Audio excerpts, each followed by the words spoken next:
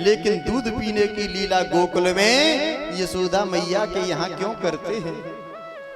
और ऐसा कौन सा पुण्य उदय हो गया यशोदा मैया का कि भगवान दूध मैया के यहाँ पीते हैं? सुनिए कि नंद किम करोद ब्रह्मन श्रेव एव मयोदयम यशोदा च महाभाग। आज जैसे ही कहा तो सुनिए राजन, यशोदा मैया और नंद बाबा एक बार आदमी बन गए, और एक बार आदमी अगर हम भी बन जाएंगे तो गारंटी की बात है परमात्मा हमारे लिए भी आ जाएगा। एक सोने वाली मैया के यहाँ परमात्मा लेट जाता है कि जागन ते सोबन भलो और जो तुम जानो सो। तुलसी भरोसे राम के पैर पसारे सो।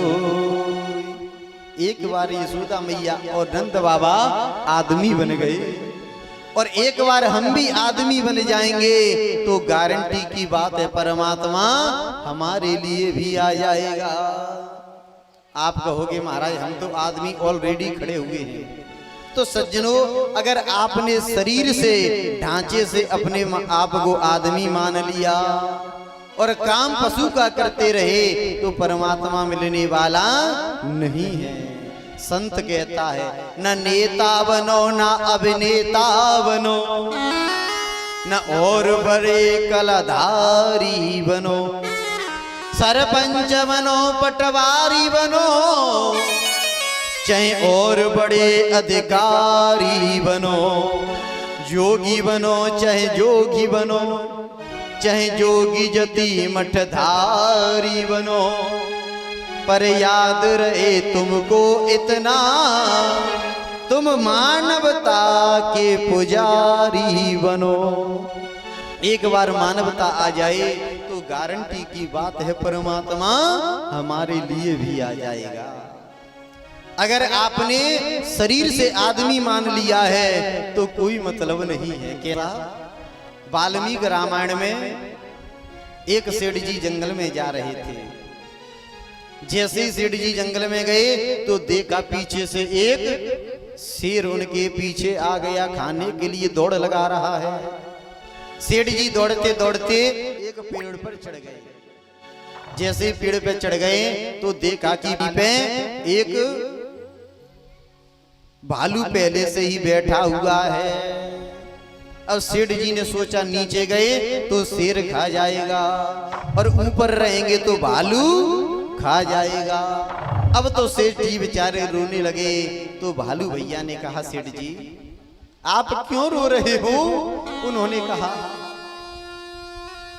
भालू भैया हम शेर से प्राण बचा करके इस पेड़ पर आए और यहाँ पे आप खा जाओगे, नीचे जाएंगे शेर खा जाएगा।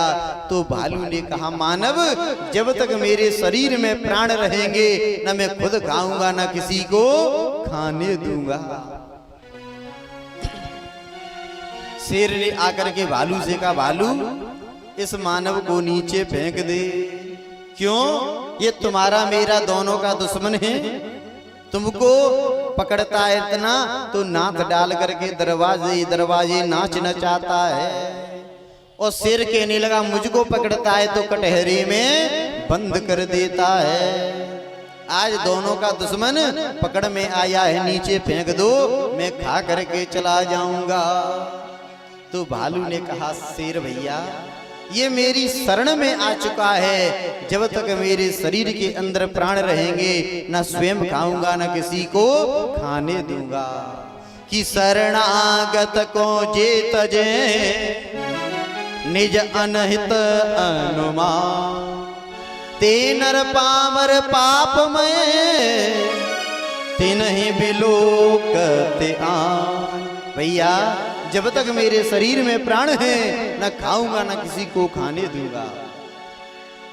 आधे घंटे बाद शेर की भालू की नींद लग गई। अब जैसे ही भालू की नींद लगी तो नीचे से शेर ने कहा कि हे मानव, तुम 4 दिन बैठे रहना, बिना खाए नहीं जाऊंगा। एक काम करो, अगर प्राण बचाना चाहते हो तो इस भालू में धक्का मार दो, ये नीचे गिर जाएगा और मैं खा करके चला जाऊंगा और उसके बाद तुम भी चले जाना। मनुष्य ने सोचा ये शेर सही कह रहा है, अरे भालू को फेंक दूंगा तो कम से कम मेरे प्राण तो बच जाएंगे। आदमी ने जैसे धक्का मारा और भालू नीचे गिर गया। अब भालू जैसे नीचे गिरा तो भालू उल्टा चढ़ता है, डगाल पकड़ में आई और ऊपर चढ़ गया।